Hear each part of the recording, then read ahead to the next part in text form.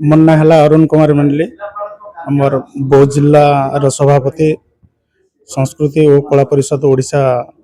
ଆଜି ଲେଖାଶ୍ରୀ ମ୍ୟାଡ଼ାମ ଯେଉଁଭଳି କଳାକାରଙ୍କୁ ନେଇକି ଗୋଟେ ମନ୍ତବ୍ୟ ଦେଇଛନ୍ତି ଆମର ପ୍ରଭାତ ବିଶ୍ୱାଳ ସାର୍ଙ୍କୁ, ଯିଏକି ଆମର ରାଜ୍ୟର ପ୍ରଭାରୀ କହିଲେ ଅଚୁକ୍ତି ହେବ ନାହିଁ, କାରଣ ସେ ତାଙ୍କ ନିର୍ଦ୍ଦେଶ କ୍ରମେ ପ୍ରତ୍ୟେକ କଳାକାର ଆମେ ଅଲ୍ ଓଡ଼ିଶାର ସବୁ ଆଗକୁ ବଢ଼ୁଥିଲୁ।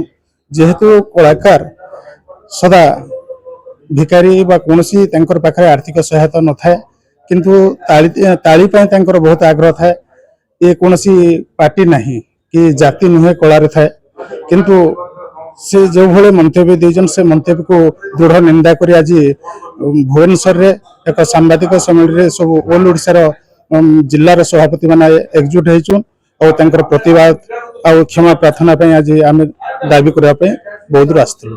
ରାଜନୀତିରେ ଊର୍ଦ୍ଧ୍ୱରେ ରହିକି ଆମ ସଂଗଠନ ଆମେ କୌଣସି ଦଳ ବଳ ନିର୍ବିଶେଷରେ ପ୍ରଭାତ ଭାଇଙ୍କୁ ସାରା ଓଡ଼ିଶା ଲୋକ ଭଲ ପାଆନ୍ତି। ସାରା ଓଡ଼ିଶା କଳାକାରଙ୍କର ମୁଖ୍ୟ ହିସାବରେ ସେ ଗୋଟେ ବରିଷ୍ଠ କଳାକାର, ମାନେ ନାମୀ ଦାମୀ କଳାକାର, ଛୋଟିଆ କଳାକାର ନୁହନ୍ତି। ତେଣୁ କଳାକାର ହିସାବରେ ତାଙ୍କୁ ସାରା ଓଡ଼ିଶାର 3.5 ଲକ୍ଷ ଲୋକ ଆମର ଯୋଉ ସଦସ୍ୟ ଅଛନ୍ତି ବହୁତ ଭଲ ପାଆନ୍ତି। ତା ବାହାରେ ବି ପରିବାର ହିସାବରେ ସବୁ ଓଡ଼ିଶା ସାରା ଭଲ ପାଆନ୍ତି।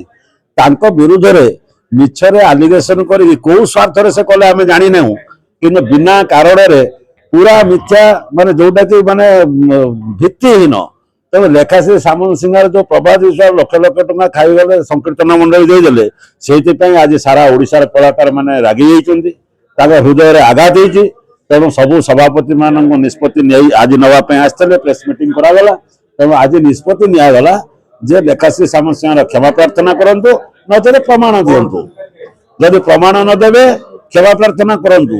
କ୍ଷମା ପ୍ରାର୍ଥନା ନ କଲେ ସାରା ଓଡ଼ିଶାର 30ଟା ଜିଲ୍ଲାରେ ଆଗାମୀ ଦିନରେ ତାଙ୍କ ବିରୁଦ୍ଧରେ ସେଇ ସଂକୀର୍ତ୍ତନ ମଣ୍ଡଳୀ ମା ମାନେ ଆଉ ଭାଇ ମାନେ ଥାନାରେ FIR ଦରଜ କରାଯିବ।